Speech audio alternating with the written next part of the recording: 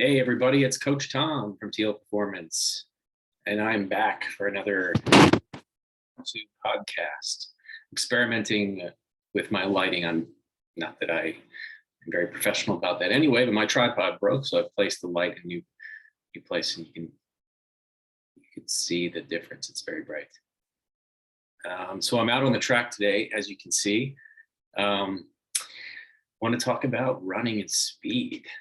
So all the talk online is always about strength training or losing weight or conditioning. That's pretty much it. You don't hear a lot about other types of training, and maybe you're not, maybe not too many people are asking questions or even know that they could ask questions about that. But did you know that there is technique involved in running?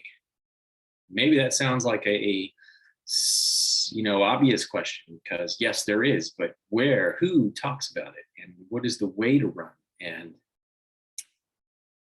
that's a deeper discussion than I'm going to go in today, but I want to stimulate your thought, because my goal on this channel is really just to get you to think about training differently, to inspire you to ask questions and look for a better way to do things, provided that that's what you want and that's what you're looking for. And speed is an area that in KSI I've learned is severely overlooked in the rest of sport. When you look at NFL wide receivers or I don't know who else, baseball players.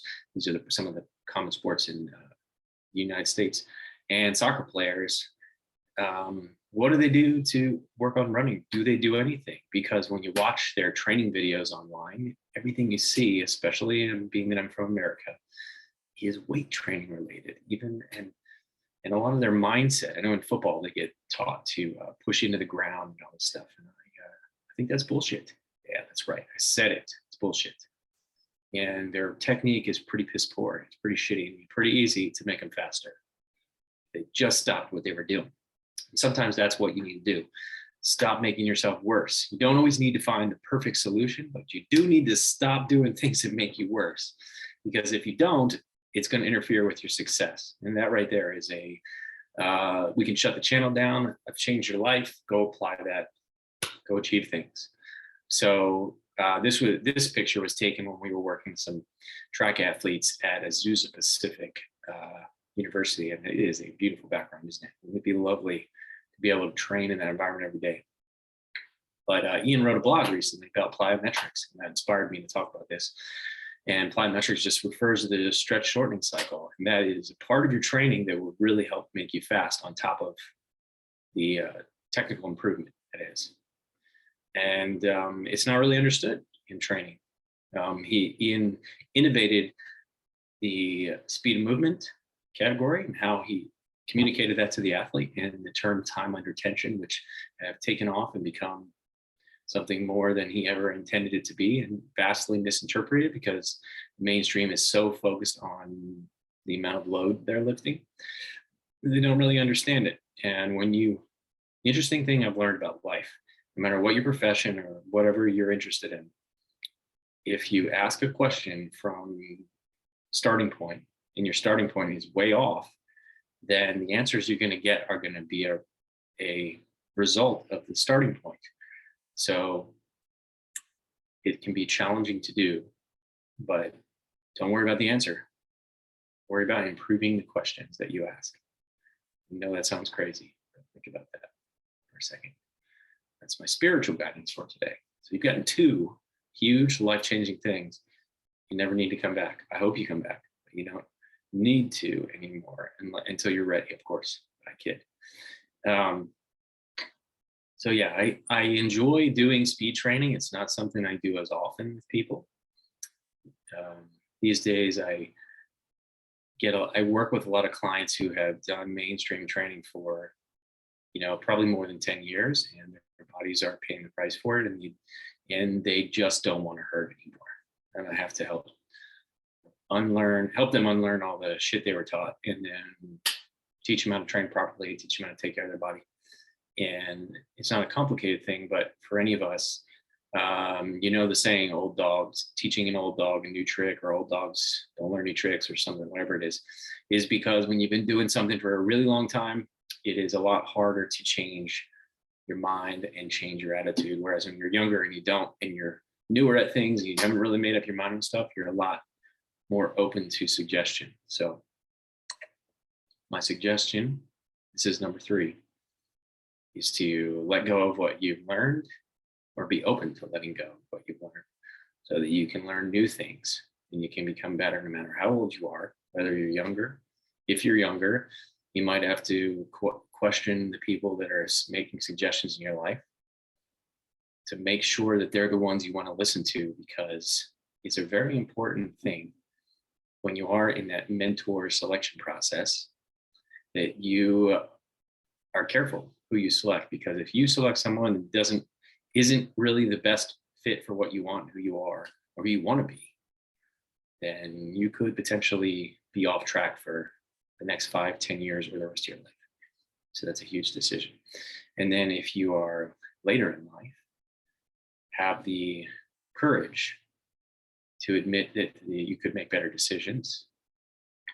It can be tough, but if ultimately you want to find the right answer, then however long that takes is how long it should take. I think I know Jim Rohn says, he uses an analogy to illustrate this point. He says, how long would you give a baby to walk before you turned it off? And the answer is until. You just keep going until you find the right answer. So always look for a better question, and always ask yourself whether you can be asking a different question. So I think I went over a lot of different things. And this was about running, wasn't it? So yeah, so running is I'm jumping around. I've had weeks to think about what I want to talk about. And then sometimes it's very interesting. As you start to talk, you go, oh, this is a good point to make too.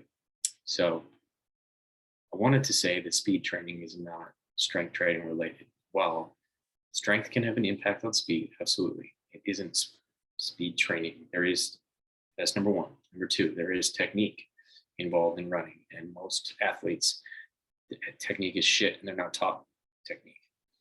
And it actually is really bad. Painful to watch, because I know what they could be doing.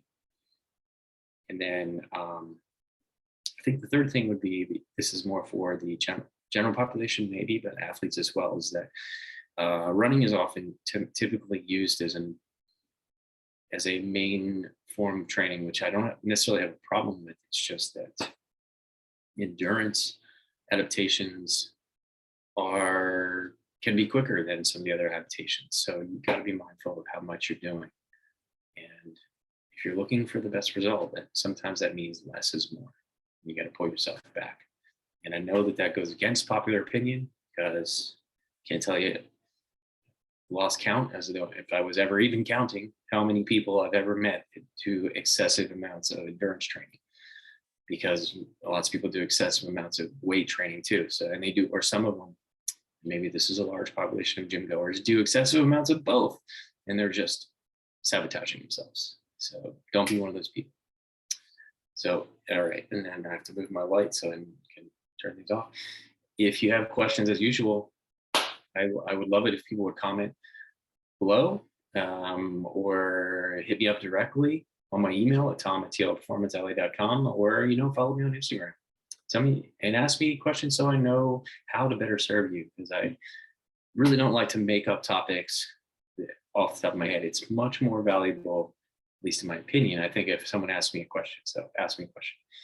Instagram, coach.tomleggett, and TL Performance on Facebook, TL Performance LA. All right, folks, until next time, here we go.